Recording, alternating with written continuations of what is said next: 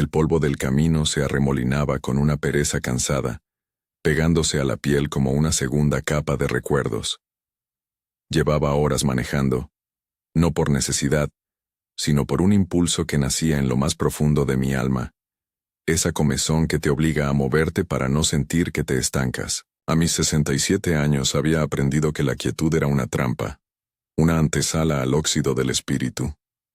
Mi viejo auto, un compañero leal de incontables viajes, se quejó con un ronroneo bajo cuando decidí que era momento de una pausa. La aguja de la gasolina coqueteaba peligrosamente con el vacío, y el sol de Aguascalientes caía a plomo, inclemente, haciendo brillar el asfalto como un río de plata derretida. Encontré una gasolinera solitaria, casi un espejismo en medio de la nada, de esas que parecen sacadas de una película antigua, con sus bombas de gasolina de un rojo desvaído, y un pequeño local de paredes encaladas que prometía un refresco, frío y un respiro del calor. Apagué el motor y el silencio me golpeó. No era un silencio pacífico, sino uno denso, cargado de historias no contadas, de los susurros de todos los viajeros que, como yo, habían hecho una parada en ese mismo lugar. Me recargué en el asiento, cerrando los ojos por un instante. La imagen de mis hijos, ya hombres hechos y derechos, con sus propias vidas y preocupaciones, vino a mi mente. Sofía, mi nieta, con su risa que era música para mis oídos. ¿Por qué me había alejado? ¿Por qué sentía esa necesidad de huir, de poner distancia? La respuesta era tan compleja como la vida misma. Era una mezcla de orgullo, de no querer ser una carga, y una profunda, inconfesable tristeza por el rumbo que había tomado la empresa familiar que mi esposo, que en paz descanse, y yo habíamos construido con tanto esfuerzo. Ricardo, mi hijo mayor, con su visión moderna y su MBA de una universidad carísima en Estados Unidos, estaba tomando decisiones que me partían el corazón. Hablaba de optimizar recursos, de recortes de personal, palabras frías, que escondían el despido de gente que había trabajado con nosotros desde que eran casi unos niños, gente que era como de la familia. Un golpe seco en la ventanilla del conductor me sacó de mis cavilaciones. 3 toques, rítmicos, claros. Toc, toc, toc. Abrí los ojos de golpe, el corazón latiéndome con una fuerza desmedida. Esperaba ver al despachador, a un niño vendiendo chicles, a alguien. Pero no había nadie. El sol seguía cayendo a plomo sobre el paisaje desolado. A mi derecha, las bombas de gasolina. A mi izquierda, la llanura polvorienta extendiéndose hasta donde la vista se perdía. Nadie. Ni una sombra, ni un movimiento. Fruncí el ceño. Debía ser el calor, el cansancio, una alucinación auditiva. Pero el sonido había sido tan real, tan nítido. Volví a recargar la cabeza en el asiento, intentando calmar mi respiración. Quizás una piedra lanzada por las llantas de un camión que pasó a lo lejos. Sí, eso debía ser. Mientras el despachador, un joven con la piel curtida por el sol y una mirada cansada, llenaba el tanque, entré a la pequeña tienda. El aire acondicionado fue un bálsamo. Compré una botella de agua y unas galletas.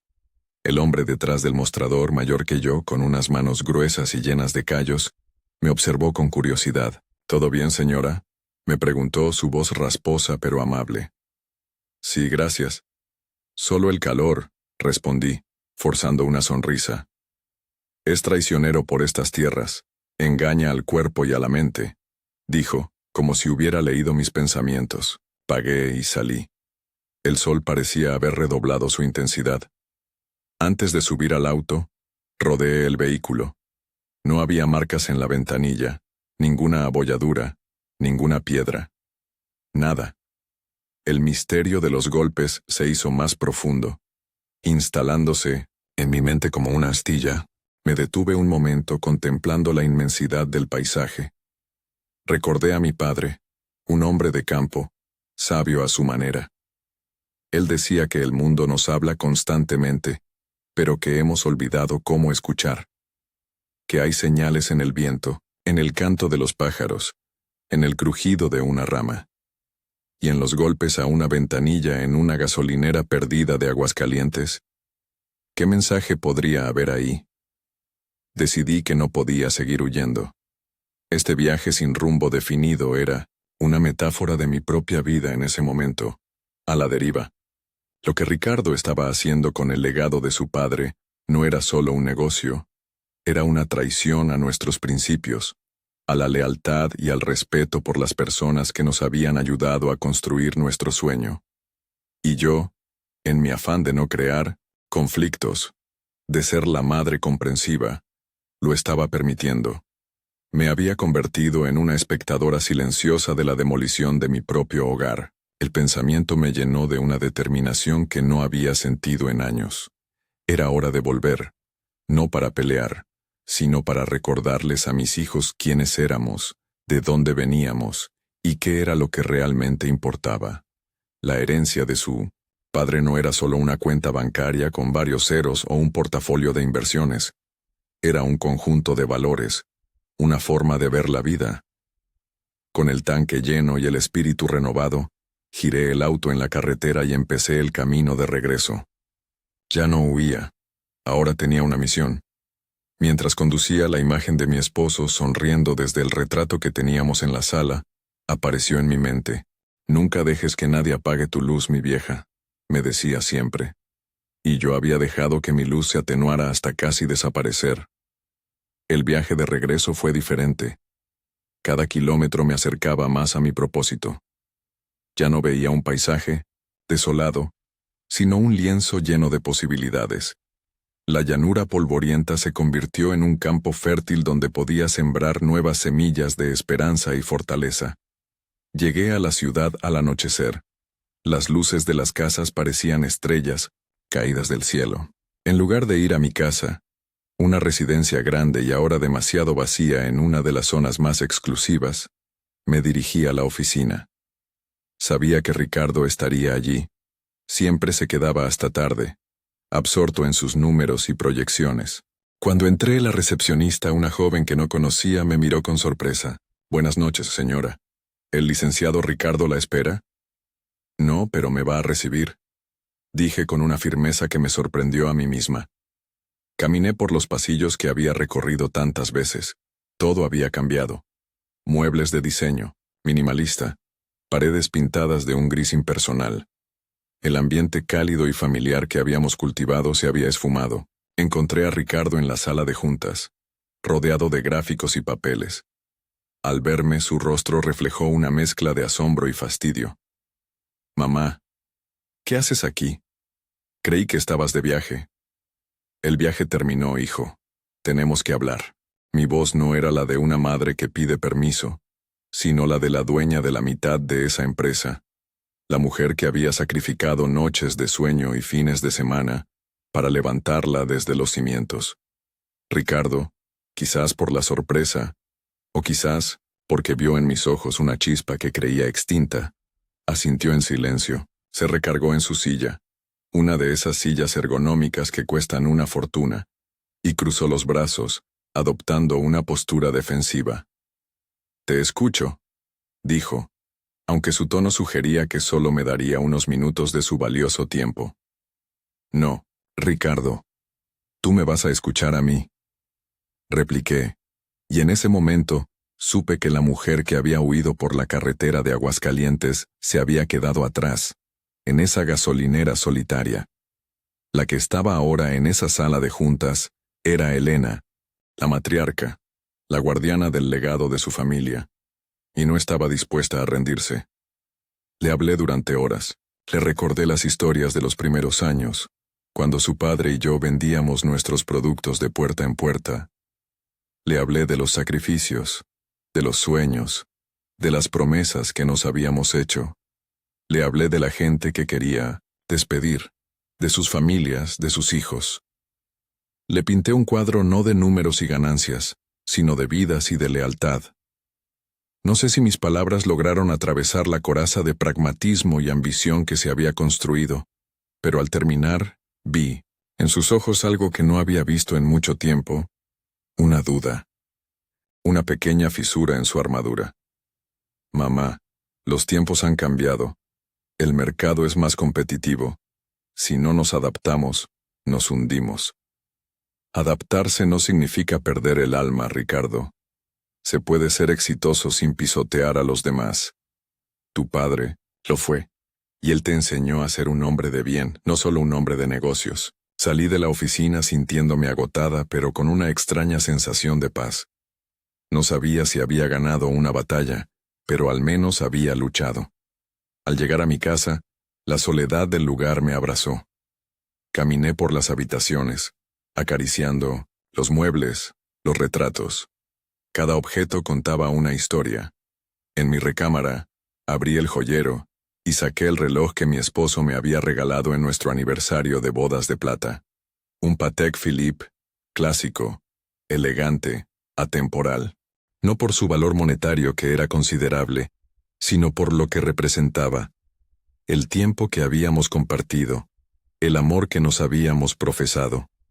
Lo sostuve en mi mano y por primera vez en mucho tiempo, no me sentí sola. Sentí su presencia, su apoyo. A la mañana siguiente me desperté con una llamada de mi hijo menor Mateo. Él era el artista de la familia, el soñador. Siempre había estado a la sombra de Ricardo, pero tenía un corazón de oro y una sensibilidad que a su hermano le faltaba. «Mamá, ¿estás bien?». Ricardo me llamó. Sonaba diferente. «Estoy bien, hijo. Solo tuve una larga conversación con tu hermano». «Hiciste bien, mamá. Alguien tenía que hacerlo. Cuenta conmigo para lo que necesites». Las palabras de Mateo fueron como un bálsamo para mi espíritu. Quizás no estaba tan sola en esta lucha como pensaba. Decidí que mi siguiente paso sería hablar con los empleados que Ricardo planeaba despedir. No para darles falsas esperanzas, sino para escucharles, para mostrarles que no estaban solos. Quería entender sus situaciones, sus miedos, sus necesidades. Porque una empresa no son solo sus edificios y sus máquinas, son las personas que la conforman. Y yo no iba a dejar que mi familia lo olvidara. Recordé de nuevo los golpes en la ventanilla. Ya no me parecían una alucinación. Eran una llamada de atención, un despertar. El universo, o quizás el espíritu de mi esposo, me había dado una sacudida para que reaccionara. Y yo había escuchado. La carretera de Aguascalientes no había sido una ruta de escape, sino el camino de regreso, a mí misma. La verdadera Elena no era la que conducía sin rumbo, sino la que estaba dispuesta a enfrentar las tormentas para proteger lo que amaba. Y esa Elena estaba de vuelta, más fuerte y decidida que nunca. El día siguiente, lo dediqué a planear mi estrategia. Sabía que enfrentarme a Ricardo no sería fácil. Él era terco y estaba convencido de que su enfoque era el único camino hacia el éxito.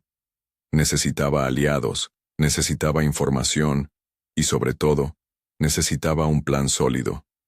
No podía basarme solo en la nostalgia y los sentimientos. Tenía que demostrarle con hechos y números que había otra forma de hacer las cosas, una forma que combinara la rentabilidad con la humanidad.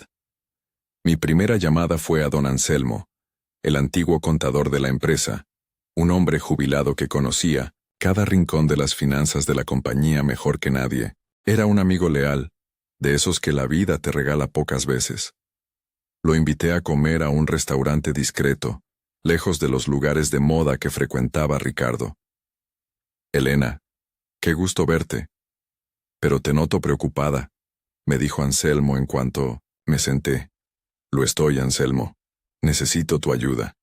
Le conté mis temores, mis conversaciones con Ricardo y mi plan para intentar salvar el alma de la empresa.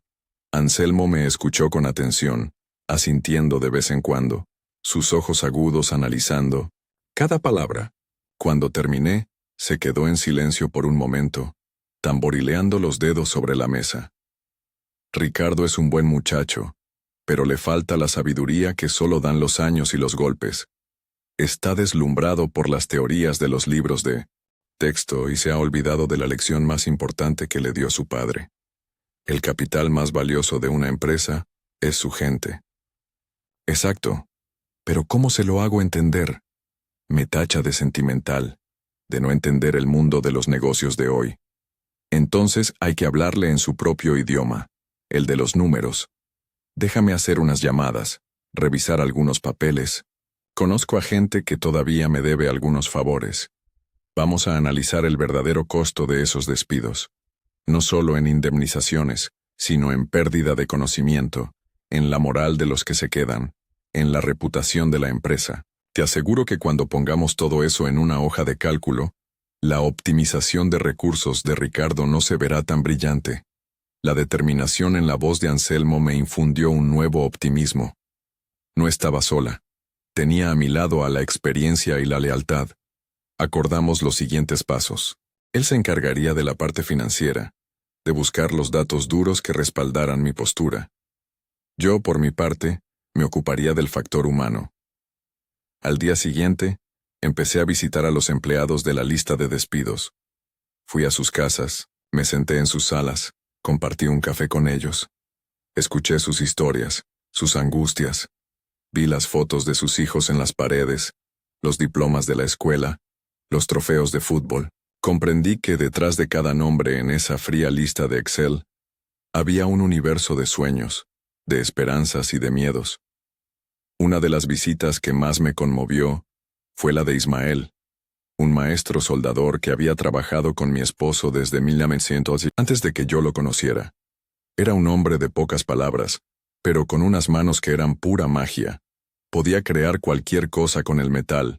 Lo encontré en su taller, en el patio trasero de su casa, rodeado de sus herramientas, sus creaciones, y el olor a metal quemado. «Doña Elena, qué sorpresa. ¿A qué debo el honor?», dijo, limpiándose las manos en un trapo. «Vine a verte, Ismael, a saber cómo estás». Sus ojos, generalmente vivaces y llenos de picardía, se nublaron. Me contó que ya le habían notificado de su retiro anticipado, que no sabía qué iban a hacer, que a su edad ya nadie le daría trabajo. «He dedicado mi vida a esta empresa, doña Elena. Le enseñé a su esposo a soldar, ¿se acuerda? Y ahora me desechan como si fuera una herramienta vieja. No lo eres, Ismael, y no voy a permitir que te traten así». «¿Y qué puede hacer usted? El que manda ahora es el niño Ricardo.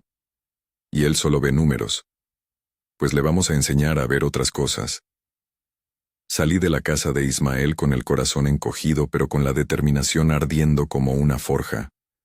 Esto ya no era solo por el legado de mi esposo, era por Ismael, por todos los que habían entregado su vida a la empresa. Era una cuestión de justicia, de dignidad. Mientras tanto, Anselmo avanzaba en su investigación. Me llamaba todos los días para darme un reporte. Había descubierto cosas interesantes.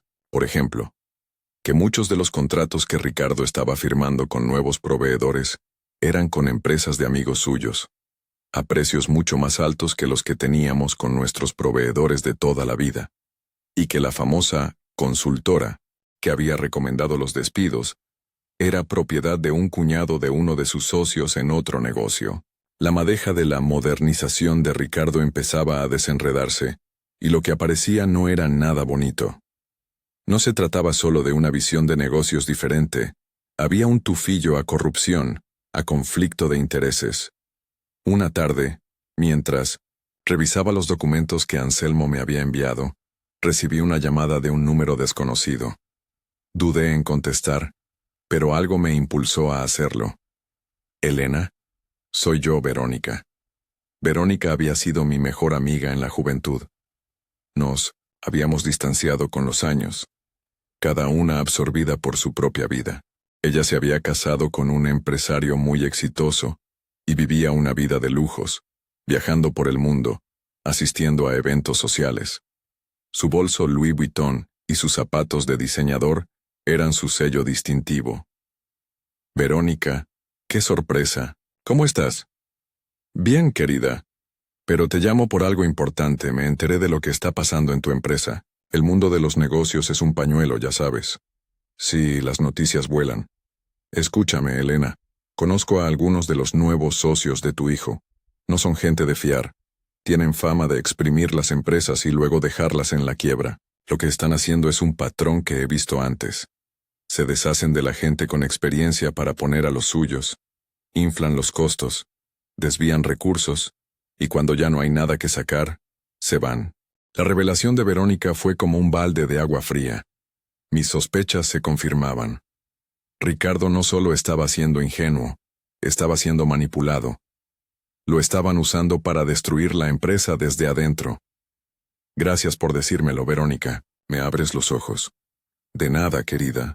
Las amigas estamos para eso. Y un consejo, no te enfrentes a ellos sola. Busca un buen abogado, uno de esos tiburones. Si quieres, te puedo recomendar al mío. Es caro como un demonio, pero vale cada centavo. Tiene su oficina en Polanco, imagínate. Colgué el teléfono sintiendo una mezcla de rabia y miedo. La situación era mucho más grave de lo que había imaginado. Ya no se trataba de una simple diferencia de opinión con mi hijo. Estábamos frente a una conspiración para despojarnos de nuestro patrimonio. Esa noche apenas pude dormir. Las palabras de Verónica resonaban en mi cabeza. Un abogado. ¿Llevar esto a un terreno legal? La sola idea me revolvía el estómago. Significaba enfrentarme a mi propio hijo en una corte, ventilar nuestros problemas familiares en público. Pero ¿qué otra opción tenía?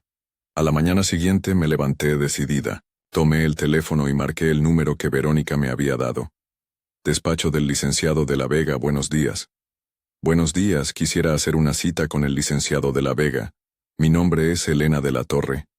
Había cruzado un punto de no retorno. La guerra había sido declarada, aunque por el momento solo yo lo sabía. Miré por la ventana. El sol brillaba, indiferente a mis tribulaciones. Pero yo ya no me sentía una víctima del destino. Me sentía una guerrera, dispuesta a defender mi hogar, mi familia y el legado de la persona que más había amado en la vida. Y en el fondo de mi corazón, sentía que no estaba sola. Tenía a Anselmo, a Mateo, a Verónica, a Ismael. Y tenía la fuerza que me había dado aquel misterioso golpe en la ventana en una gasolinera perdida de Aguascalientes. Una señal, un llamado a la batalla. Y yo había respondido. La oficina del licenciado de la Vega era exactamente como la había imaginado. Un espacio amplio y luminoso en el corazón de Polanco, con muebles de maderas oscuras, obras de arte contemporáneo en las paredes y una vista impresionante de la ciudad. El propio de la Vega era un hombre de unos 50 años, impecablemente vestido, con una mirada penetrante y una confianza que llenaba la habitación. Me ofreció un café y me invitó a sentarme en un cómodo sillón de piel. Verónica, me puso al tanto de su situación, señora de la Torre. Lamento mucho por lo que está pasando. Gracias, licenciado. No sé ni por dónde empezar. Empiece por el principio. Tómese su tiempo. Durante las siguientes 2 horas, le conté toda la historia. Desde la muerte de mi esposo, la llegada de Ricardo a la dirección de la empresa, los cambios que había implementado, mis sospechas, la información que me había dado Anselmo y la advertencia de Verónica. De la Vega, escuchaba sin interrumpir, tomando notas ocasionalmente en una libreta de cuero. Su rostro permanecía impasible, pero sus ojos no perdían detalle. Cuando terminé, se quedó en silencio por un largo rato, revisando sus notas. El único sonido en la habitación era el discreto zumbido del aire acondicionado. Finalmente levantó la vista. Señora de la Torre, su situación es delicada, pero no imposible. Lo que usted describe tiene todas las características de un fraude corporativo y administración fraudulenta. Sus sospechas sobre los nuevos socios de su hijo son muy probablemente ciertas. Es un modus operandi clásico. ¿Y qué podemos hacer? Tenemos varias líneas de acción. La primera es la preventiva. Necesitamos asegurar la empresa para evitar que sigan saqueándola. Esto implica solicitar judicialmente una auditoría externa y posiblemente el nombramiento de un administrador judicial que supervise las operaciones. Esto congelaría cualquier movimiento sospechoso, incluyendo los despidos. La idea de que un extraño tomara las riendas de la empresa, aunque fuera temporalmente, me inquietó, pero entendí que era una medida necesaria para detener la hemorragia. La segunda línea de acción, continuó de la Vega, es la ofensiva. Una vez que la auditoría revele las irregularidades, y le aseguro que las encontraremos, podemos iniciar un proceso legal en contra de los responsables. Esto incluye a los socios de su hijo, y lamentablemente, a su propio hijo, si se demuestra que actuó con dolo o negligencia grave. La palabra negligencia me dolió como una puñalada. No quería creer que Ricardo fuera un delincuente, sino más bien un joven ambicioso y crédulo que había caído en la trampa de verdaderos tiburones. Licenciado, yo no quiero destruir a mi hijo, quiero salvarlo, y quiero salvar la empresa. Lo entiendo perfectamente, y nuestro objetivo será ese. A veces, para salvar a alguien, hay que darle una lección dura.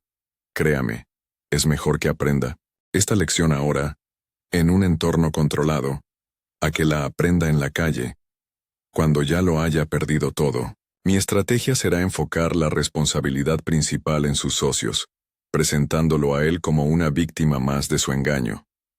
Pero para eso, necesito su total cooperación y confianza. Y necesito que esté preparada para una batalla larga y desagradable. Van a intentar desprestigiarla, a decir que usted es una anciana que no entiende de negocios, que está senil. Van a usar todas las artimañas posibles. Sus palabras eran duras, pero honestas. Me preparó para el peor de los escenarios y extrañamente, eso me dio calma. Saber a qué me enfrentaba me permitía armarme mejor. Estoy preparada, dije, y por primera vez en mucho tiempo, lo sentí como una verdad absoluta. Salí del despacho de la Vega con un plan claro y una renovada sensación de propósito. El licenciado se encargaría de la parte legal, de preparar la demanda y solicitar las medidas cautelares. Anselmo seguiría recopilando pruebas. Y mi papel, el tino más difícil, sería el de enfrentar a mi familia. Esa misma tarde convoqué a una reunión familiar en mi casa, a mis dos hijos, Ricardo y Mateo, y a mi hija Laura, que vivía en otra ciudad pero que vino en cuanto le expliqué la gravedad del asunto. La tensión en la sala era palpable. Ricardo estaba a la defensiva.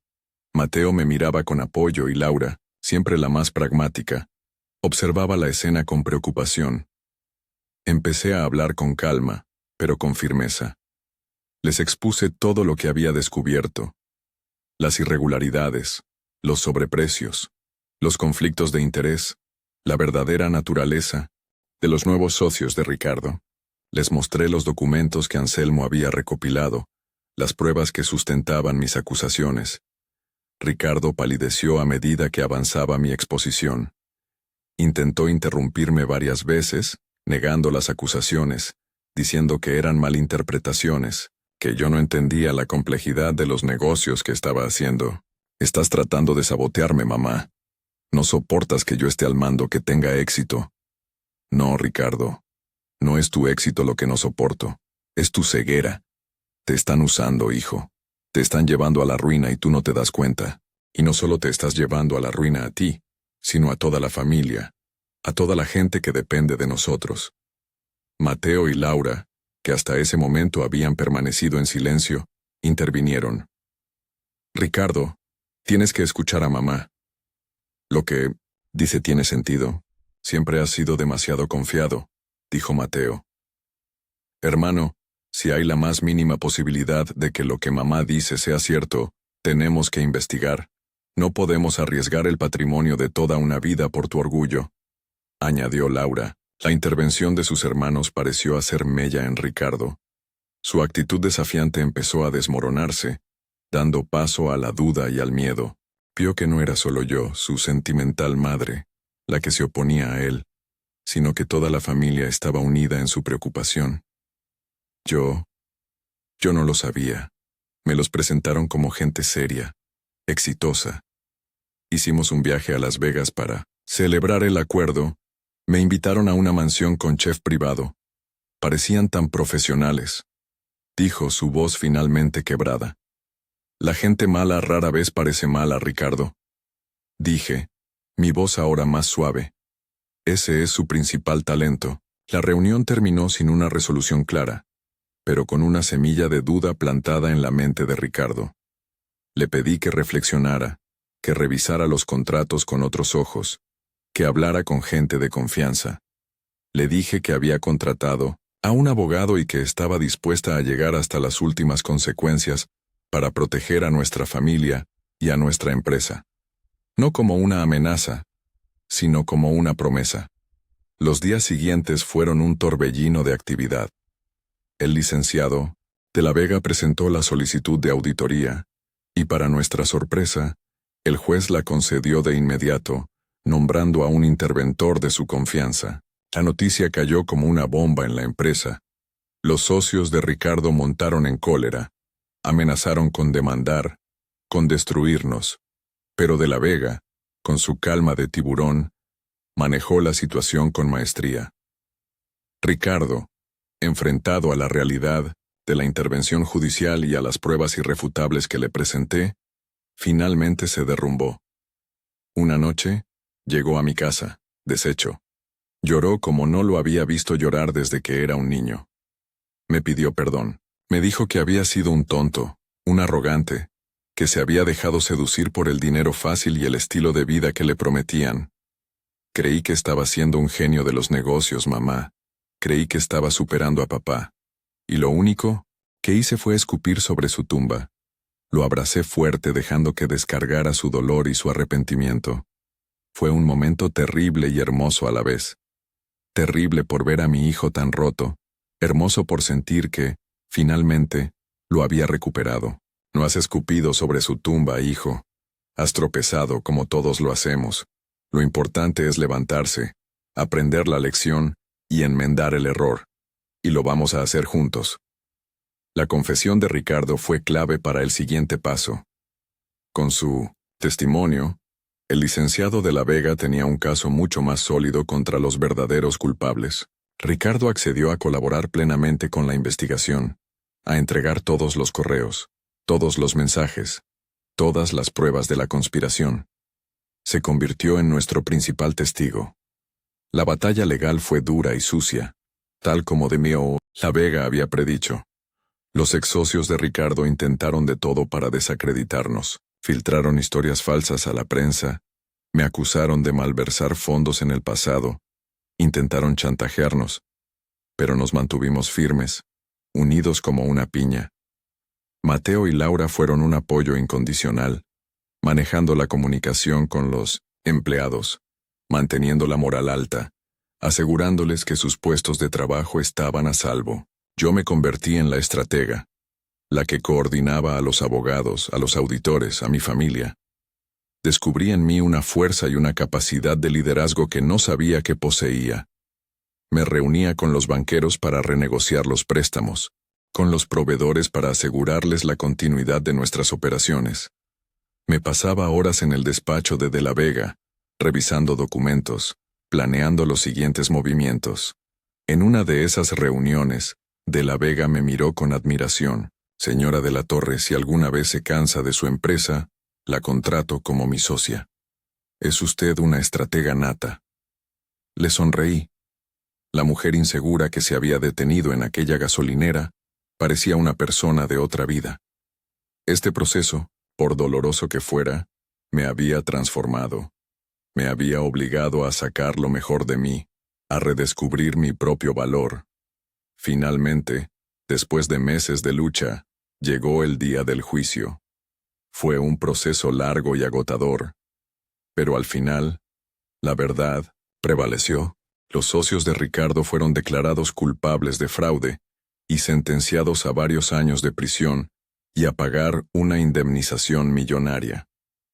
Ricardo, gracias a su colaboración, recibió una sentencia suspendida y la obligación de hacer servicio comunitario.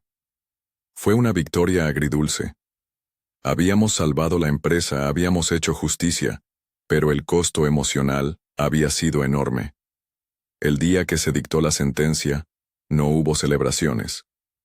Nos reunimos en mi casa, en silencio. Habíamos ganado, pero todos sentíamos el peso de la batalla. Ricardo, a pesar de haberse librado de la cárcel, cargaba con la culpa de sus errores. Se acercó a mí, con los ojos llenos de lágrimas. Gracias, mamá. Me salvaste. Nos salvamos todos, hijo, porque somos una familia. En ese momento, entendí el verdadero significado del legado de mi esposo. No eran los edificios, ni las cuentas bancarias. Era esa capacidad de permanecer unidos en la adversidad, de perdonarnos, de levantarnos juntos, después de cada caída. Ese era el verdadero tesoro. Y en el silencio de esa tarde, mientras veía a mis hijos abrazarse, recordé una vez más los golpes en la ventanilla. Ya no había duda en mi mente. No había sido el viento, ni una piedra. Había sido una llamada, un recordatorio de que nunca estamos solos, de que siempre hay una fuerza que nos guía y nos protege, incluso cuando no la vemos. Una fuerza que a veces nos da una sacudida, un golpe seco en la ventana, para despertarnos y recordarnos quiénes somos y por qué estamos aquí. La reconstrucción fue un proceso lento y arduo, como sanar una herida profunda. La empresa había sido salvada de las garras de los estafadores, pero estaba maltrecha. Las finanzas estaban en rojo, la moral de los empleados estaba por los suelos y nuestra reputación en el mercado había sufrido un golpe considerable. Pero si algo habíamos aprendido de esta terrible experiencia, era el valor de la unidad y la resiliencia. Ya no éramos una colección de individuos, éramos un equipo, una familia luchando por un objetivo común. Ricardo, con una humildad que nunca antes le había visto, se dedicó en cuerpo y alma a enmendar sus errores.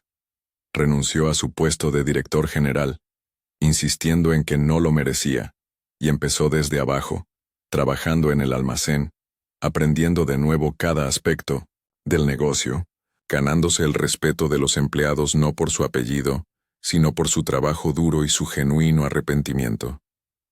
Fue su manera de hacer penitencia, de reconstruirse a sí mismo mientras ayudaba a reconstruir la empresa.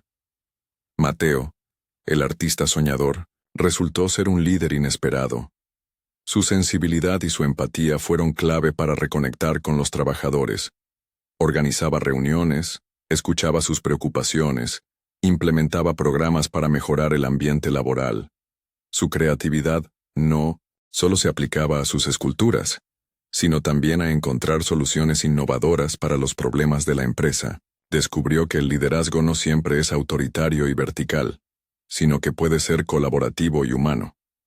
Laura, desde la distancia, se convirtió en nuestra asesora financiera. Con su mente pragmática y su experiencia en administración, nos ayudó a reestructurar la deuda, a optimizar los gastos, esta vez sin despedir a nadie, y a crear un plan de negocios realista y sostenible. Sus llamadas semanales eran un faro de lucidez en medio de la tormenta. Y yo asumí el rol que siempre debía haber tenido, el de presidenta del consejo, la guardiana de los valores de la empresa. Ya no era una figura decorativa, sino una participante activa en todas las decisiones importantes. Mi oficina se convirtió en el centro neurálgico de la reconstrucción. Allí nos reuníamos los 4, mis 3 hijos y yo, para planear, discutir y a veces, para simplemente darnos ánimos. Uno de los primeros y más importantes pasos que dimos fue reinstalar a todos los empleados que habían sido despedidos. Ismael, el maestro soldador, volvió a su taller, sus ojos brillando de nuevo con esa chispa de picardía. Su regreso fue un símbolo poderoso para todos. Significaba que la lealtad y la experiencia volvían a ser valoradas por encima de los fríos números de una hoja de cálculo. Para celebrar este nuevo comienzo, organizamos una gran comida en el patio de la fábrica. No en un restaurante de lujo en Polanco ni en una mansión con chef privado, sino allí, en el corazón de nuestra empresa, con la gente que la hacía latir. Contratamos un servicio de banquetes sencillo pero delicioso, con comida mexicana auténtica. Hubo música, risas y hasta un pequeño torneo de fútbol. Fue un día para sanar, para perdonar y para mirar hacia el futuro con esperanza. Durante la comida, me tomé un momento para observar la escena. Vi a Ricardo conversando animadamente con un grupo de obreros, a Mateo ayudando a servir los platos, a Laura jugando con los hijos de los empleados. Vi a Ismael mostrando con orgullo a los más jóvenes los secretos de la soldadura. Y sentí una oleada de gratitud tan inmensa que me llenó los ojos de lágrimas. Habíamos estado al borde del abismo, pero habíamos logrado salir, más fuertes y más unidos que antes. En los meses siguientes, trabajamos sin descanso. Implementamos nuevas políticas de transparencia. Creamos un comité de ética, en el que participaban representantes de todos los niveles de la empresa, y establecimos un fondo de ayuda para los empleados en dificultades. Poco a poco, la confianza se fue restaurando. Los proveedores que nos habían abandonado empezaron a regresar. Los clientes que se habían alejado volvieron a hacer pedidos. La empresa, como una planta que ha sobrevivido a una helada, comenzó a reverdecer. Un día, Anselmo, mi fiel amigo y consejero, vino a visitarme a la oficina. Puso sobre mi escritorio un balance financiero. Por primera vez en muchos meses, los números eran negros. No eran las ganancias espectaculares que Ricardo había soñado en su época de delirios de grandeza, pero eran ganancias sólidas, honestas, fruto del trabajo de todos. Lo lograron, Elena. Lo lograron, dijo Anselmo con la voz entrecortada por la emoción. Lo logramos, Anselmo. Todos juntos, le corregí. Esa tarde, después de que todos se habían ido, me quedé sola en mi oficina, contemplando la ciudad a través del gran ventanal. Pensé en todo el camino recorrido, en el dolor, la traición, el miedo, pero también en el amor, la lealtad y el perdón. Pensé en mi esposo y sentí que estaría orgulloso de nosotros, no por haber salvado el negocio, sino por haber salvado a la familia. Recordé una conversación que tuve con mi nieta Sofía, poco después de que estallara la crisis. Con la inocencia de sus 10 años me había preguntado, «Abuela, ¿por qué la gente se pelea por dinero?». En ese momento no supe qué responderle. Ahora tenía la respuesta. «El dinero no es el problema», le diría. «El dinero es solo una herramienta, como un martillo. Puedes usarlo para construir una casa o para romperle la cabeza a alguien. El problema no es el martillo, sino la mano que lo empuña. El problema es lo que hay en el corazón de las personas, la ambición desmedida, el egoísmo, el olvido de lo que es verdaderamente importante. Nosotros habíamos estado a punto de usar el martillo para destruir nuestra propia casa. Pero afortunadamente, habíamos reaccionado a tiempo. Habíamos aprendido la lección. Decidí que era hora de dar un paso al costado, no del todo, pero sí para dejar que la nueva generación tomara las riendas por completo. Convoqué a una nueva reunión del consejo y propuse un plan de sucesión.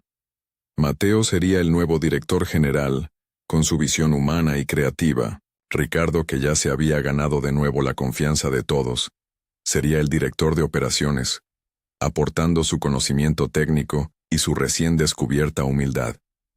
Laura seguiría siendo nuestra asesora financiera externa, la voz de la razón. Y yo me mantendría como presidenta honoraria, una consejera, una memoria viviente de los valores que nunca más debíamos olvidar. La propuesta fue aceptada por unanimidad. Hubo aplausos, abrazos y algunas lágrimas. Fue un momento de cierre y de apertura, el fin de un capítulo doloroso y el comienzo de uno lleno de esperanza. Unas semanas después, sentí de nuevo esa comezón en el alma, esa necesidad de ponerme en movimiento. Pero esta vez no era para huir, sino para celebrar, para agradecer. Llené el tanque de mi viejo auto, preparé una pequeña maleta y me puse en camino. No le dije a nadie a dónde iba. Era un viaje personal, una peregrinación. Conduje durante horas, con una sensación de paz que no había sentido en mucho tiempo. El paisaje ya no me parecía desolado, sino lleno de una belleza serena. Finalmente llegué a mi destino, aquella gasolinera solitaria en medio de la nada en Aguascalientes. Estaba igual que la recordaba. Las bombas de gasolina desvaídas, el pequeño local encalado. Me estacioné en el mismo lugar. Apagué el motor y esperé. El silencio era el mismo, denso, cargado de historias. Pero esta vez no me inquietó. Me pareció un silencio sagrado. Me quedé allí sentada, no sé por cuánto tiempo, simplemente recordando, reflexionando, agradeciendo, agradeciendo por la lección, por la segunda oportunidad, por la fortaleza que había encontrado en mi interior. Cuando el sol comenzó a bajar, tiñendo el cielo de naranjas y morados, sentí un impulso. Bajé del auto y me acerqué a la ventanilla del conductor. La acaricié suavemente. Y entonces, con los nudillos, di 3 golpes suaves, rítmicos. Toc, toc, toc. Sonreí. Era mi forma de responder, de cerrar el círculo, de decirle al universo, a mi esposo, a esa fuerza misteriosa que me había despertado: gracias. Recibí el mensaje. Estoy aquí, estoy viva, y estoy en paz. No esperaba una respuesta, y no la hubo. Solo el silbido del viento y la inmensidad del cielo estrellado. Subí de nuevo a mi auto, giré en la carretera y empecé el camino de regreso a casa. Ya no como una fugitiva, ni como una guerrera, sino como una mujer que había encontrado su lugar en el mundo, que había aprendido que las batallas más importantes se libran en el interior, y que la mayor victoria es la de reencontrarse con uno mismo. Y en ese momento, supe, con una certeza absoluta, que todo iba a estar bien. Gracias por llegar hasta el final de esta reflexión. Si estás leyendo esto, quiero que sepas que no estás solo. Ahora, te invito a un momento de calma. Voy a compartir una oración, no importa tu religión, sino tu fe. Una oración pensada para ayudarte, para abrazar a todos los que en silencio luchan, sienten, esperan. Solo cierra los ojos un instante y deja que estas palabras te acompañen. Ten fe, todo va a estar bien. Orar, encenderse por dentro. Hay dolores que nadie ve, dolores que no gritan, no sangran, pero pesan como un velo sobre los hombros. Esos que uno carga en silencio tratando de entender, de seguir, de soportar. Pero hay un momento, y yo he estado ahí varias veces, en que el esfuerzo cansa, la mente se rinde, y algo dentro de uno se arrodilla, no por debilidad, sino por verdad. Es en ese instante cuando la oración comienza, o mejor dicho, aparece. No esa hecha con palabras bonitas o promesas apresuradas, sino la que brota de un lugar tan profundo que ni siquiera tiene nombre, como un susurro del alma diciendo: ya no puedo sola. Orar, descubrir, no es pedir, es recordar. Recordar quiénes somos cuando el ego se aquieta. Recordar que la vida también late en lo invisible, que hay un centro en nosotros donde todo descansa, y que, aunque por fuera todo parezca derrumbarse, ese centro permanece. A veces, orar es simplemente cerrar los ojos y recogerse como una flor que siente el frío de la noche. Es permitir que una presencia suave nos envuelva, no como magia, sino como sustento, como quien dice sin prisa: aquí estoy, incluso ahora. La oración, o la súplica, no cambia el mundo, pero cambia a quien ora. No evita los dolores, pero transforma la forma en que atravesamos cada uno de ellos. Nos da una mirada más tierna, un corazón menos endurecido, un paso más firme, incluso en la oscuridad. Es como si, por un instante, el alma flotara por encima del tiempo y regresara al cuerpo con más paz. No una paz ruidosa, sino esa que solo quien ha pasado por el caos puede reconocer. Orar es afinar la escucha. La mente se calla y la intuición despierta. Las respuestas no siempre vienen en palabras. A veces son solo percepciones, toques sutiles, un calor en el pecho. La oración ilumina lo que estaba turbio. Deshace nudos que ni sabíamos que teníamos. Y lo más bonito es que no tiene que ser complicado. Orar es hablar con Dios, con el universo, con esa inteligencia amorosa que nos habita y nos envuelve, incluso cuando lo olvidamos. Y no tiene que sonar bonito. No necesitas saber rezar.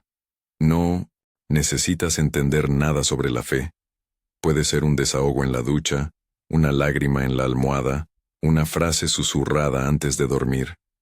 Cuídame. Puede ser incluso el silencio, cuando el dolor es tan profundo que no salen palabras. Dios entiende todo eso. El universo escucha lo que el corazón no sabe decir. No hay una forma correcta. Hay presencia. Y cada vez que nos permitimos ese encuentro, aunque sea sin ritual, aunque sea sin certeza, es oración. Es tan simple, tan al alcance. Orar es solo recordar que no estamos solos, y entonces un día sin darnos cuenta nos volvemos oración. La forma de caminar, de tocar, de callar, todo empieza a vibrar distinto. Ni siquiera hace falta decir nada. Solo estar ahí ya es oración viva. Y hasta en los días en que no logramos orar. Y sí, hay días así. El alma sigue orando por nosotros. El espíritu no olvida de dónde viene. Al final, orar es eso, encenderse por dentro. Y dejar que esa luz nos guíe, incluso cuando no sabemos el camino. Si esta historia te acompañó, te invito a seguirme y a dejar un comentario. Cuéntame desde qué ciudad o país me lees, y qué otras historias o reflexiones te gustaría encontrar aquí. Tu presencia es el mayor regalo,